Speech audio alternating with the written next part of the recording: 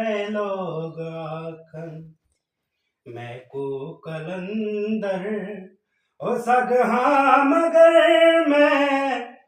सगहा मगर मैं लीदी गलीदा हो पढ़ना कसीदा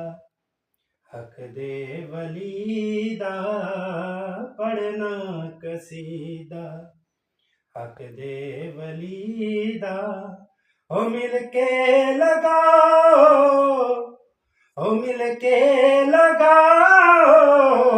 नारा अलीदा पढ़ना कसीदा पे लोग आखन मैं को कलंदर ओ सगहा मगर मैं